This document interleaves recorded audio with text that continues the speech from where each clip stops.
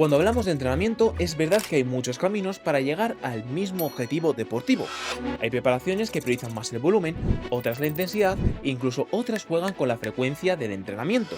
Pero todas, absolutamente todas, acaban llegando al mismo punto. Un momento de la temporada en el que el enfoque cambia por completo. A partir de ahí, el objetivo ya no es entrenar más, es conseguir tres cosas muy concretas: disipar la fatiga, facilitar la recuperación y mantener o incluso mejorar las adaptaciones. Ese periodo es lo que se conoce como puesta a punto o tapering, y dependiendo de cómo se gestione, puede marcar la diferencia entre lograr ese porcentaje extra de rendimiento, quedarte igual o incluso llegar a perder rendimiento justo cuando más importa. Por lo que hoy te voy a enseñar a cómo hacer una puesta a punto independientemente de tu deporte, contestando a preguntas como: ¿cuándo debería empezar la puesta a punto antes de una competición? ¿Qué estrategias existen para llevarla a cabo y cuál de ellas es la más eficaz? ¿Y cuáles son los beneficios esperados tras este periodo? Todo esto para que el día de la competición puedas demostrar lo que has entrenado. ¿Qué es el tapering y por qué es necesario?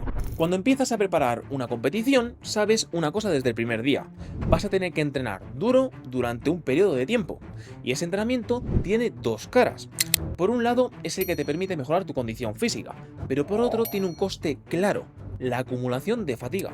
De hecho, la relación entre entrenamiento y el rendimiento se explica muy bien con el modelo del siguiente estudio. El rendimiento depende del equilibrio entre las adaptaciones que generas y la fatiga que arrastras. Dicho de forma muy simple, si entrenas poco, es verdad que la fatiga es baja, pero el estímulo no es suficiente como para mejorar de verdad. Y si entrenas demasiado, ya sea con cargas de entrenamientos muy altas o durante demasiado tiempo, puedes mejorar tu condición física, sí, pero la fatiga se dispara. El resultado en ambos casos es parecido: un nivel de rendimiento más bajo que el que podrías tener. Ahora bien, aquí está la clave. En el segundo caso, cuando has entrenado mucho, hay una ventaja enorme: las adaptaciones están ahí.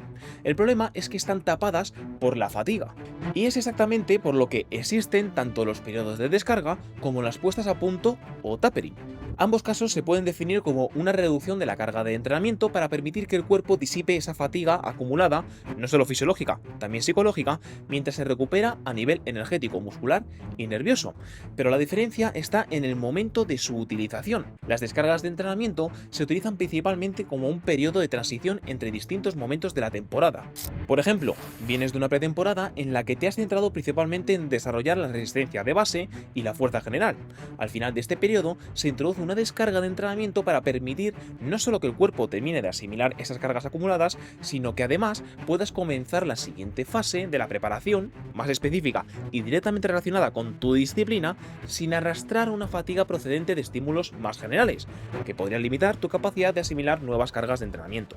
O también se pueden utilizar para simplemente disipar fatiga tras un periodo largo de tiempo y evitar entrar en sobreentrenamiento o riesgo de lesión. No hay que olvidarse que el cuerpo y la mente también necesitan descansar aunque no haya una competición. Y precisamente ahí está la diferencia con la puesta a punto, que esta última se utiliza para la competición, no solo buscando ese descanso, sino también logrando un pico de forma optimizada para lograr tu máximo rendimiento posible. ¿Cómo modificar las variables para una puesta a punto?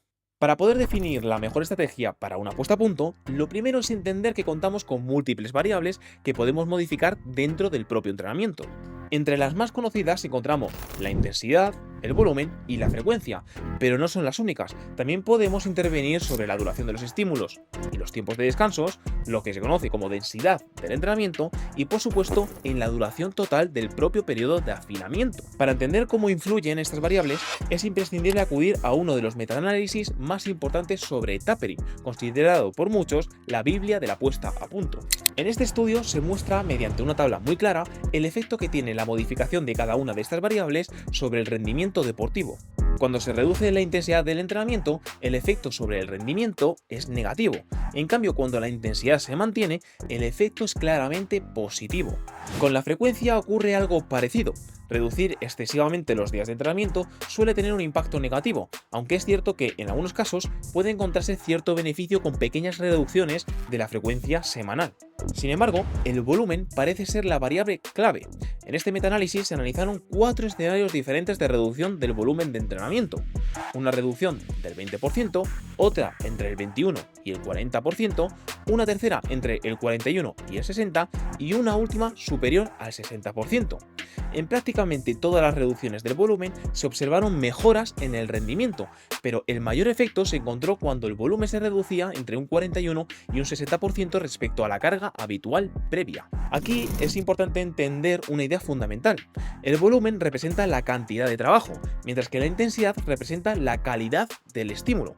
El objetivo de una buena puesta a punto es reducir la cantidad, pero mantener la calidad. Si disminuimos la intensidad, estamos perdiendo ese ritmo o nivel competitivo que necesitamos conservar. Y si reducimos demasiado la frecuencia, aunque puede tener algún efecto positivo, el problema es que estamos afectando tanto a la cantidad como a la calidad del entrenamiento. En cambio, si reducimos el volumen mientras mantenemos la intensidad, conseguimos preservar las adaptaciones logradas durante la preparación, al mismo tiempo que disminuimos el estrés y facilitamos la recuperación del organismo. Otro factor que contribuye a esa recuperación es la modificación de la densidad del entrenamiento. Aumentar los tiempos de descanso entre repeticiones y series permite seguir entrenando con calidad, pero reduciendo el estrés fisiológico. Duración y estrategia óptima para el tapering. Ya sabemos cómo modificar las variables del entrenamiento, pero ahora toca responder a 2 preguntas clave. ¿Cómo aplicarlo y durante cuánto tiempo? Y aquí el tiempo es fundamental. Si alargamos demasiado el periodo de tapering, corremos el riesgo de entrar en desentrenamiento, pero si lo hacemos demasiado corto, no llegaremos a liberar ese pico extra de rendimiento que estamos buscando. De nuevo, la evidencia científica nos da una respuesta bastante clara. Según este mismo metaanálisis, la duración que mayor efecto positivo tiene sobre el rendimiento es aproximadamente de 2 semanas. También se observan beneficios con puestas a punto hasta 4 semanas, pero el tamaño del efecto es notablemente menor. Por tanto, ya sabemos que durante esas 2 semanas debemos de reducir el volumen y ajustar la frecuencia, pero ahora surge otra cuestión importante. ¿Cómo hacemos esa reducción del volumen? Existen 4 estrategias principales: una reducción lineal, una reducción abrupta o de golpe desde el primer día y 2 reducciones progresivas, una más rápida y otra más gradual. Y siendo directos, las estrategias que mejor funcionan son las puestas a punto progresivas. Y afinando todavía más, esto se merece un like, la que muestra mejores resultados es la progresiva de caída rápida. Esto significa reducir el volumen de forma marcada al inicio del tapering y a medida que pasan los días hacer que esa disminución sea cada vez más suave. Las razones por las que este tipo de estrategia funciona mejor pueden ser varias, pero una de ellas es el factor mental. Cuando la puesta a punto es demasiado abrupta, la sensación subjetiva de desentrenamiento suele ser mayor, y cuando la reducción es totalmente lineal puede aparecer la sensación contraria, que el tiempo se queda corto porque la bajada de carga es demasiado lenta al principio. La estrategia progresiva de caída rápida parece encontrar el equilibrio perfecto entre liberar fatiga a tiempo, mantener las adaptaciones y llegar a la competición con buenas sensaciones tanto físicas como mentales.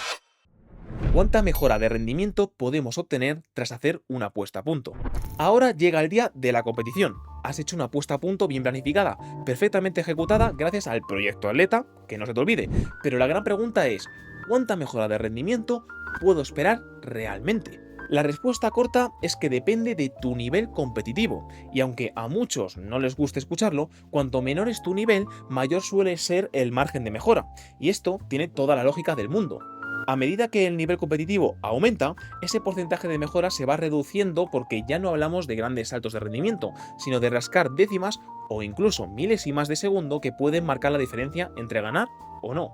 En términos generales, en deportistas de alto nivel se observan mejoras que suelen oscilar entre un 0,5% y un 4 o 5%, aunque sobre el papel esto pueda parecer poco, en contextos de máximo rendimiento puede ser exactamente lo que separa una medalla de oro de una medalla de plata. Y ojo, porque un 5% a mí me parece bastante. En cambio, en deportistas menos especializados o con menor experiencia competitiva, las mejoras pueden llegar a ser mucho mayores, incluso del 15 o 20%, lo cual es una auténtica barbaridad en términos de rendimiento deportivo. Y todo lo que he hablado en este vídeo no se limita a un solo deporte. De hecho, en el estudio que he estado mencionando, se extraen conclusiones muy similares en disciplinas como la natación, el ciclismo o la carrera. Pero hay más. En otros trabajos también se analiza qué capacidades físicas se ven beneficiadas tras una puesta a punto, observándose mejoras, en mayor o menor medida, en variables clave como el consumo máximo de oxígeno o la fuerza submáxima. Así que, por si aún quedaban dudas, la evidencia es bastante clara. Realizar una puesta a punto bien planificada no solo es opcional, sino que incide directamente en la mejora del rendimiento deportivo. La clave final para maximizar aún más tu rendimiento. Este detalle clave, que puede ayudarte a conseguir incluso un mayor rendimiento el día de la competición, es solo para los que se han quedado hasta el final del vídeo. Y si eres uno de ellos, déjame un comentario porque significa que vas a volar en tu próxima competición. Ahora, déjame preguntarte algo. ¿Qué me dirías si te dijera que, para maximizar aún más el efecto de una puesta a punto, puede ser necesario provocar un pequeño pico de carga antes de empezar el tapering? Pues bien, eso es exactamente lo que aplicaron en este estudio. Al llevarlo a la práctica, comprobaron que aumentar la carga de entrenamiento alrededor de un 20% entre 2 y 3 semanas antes de iniciar la puesta a punto puede potenciar todavía más las mejoras de rendimiento posteriores. Esto podría explicarse por una sobreestimulación de los procesos de adaptación y recuperación del organismo, pero aquí es donde hay que tener muchísimo cuidado. Porque si decides aplicar esta estrategia, hay dos aspectos fundamentales que debes de tener muy claros. El primero es que el periodo de afinamiento deberá de ser más largo.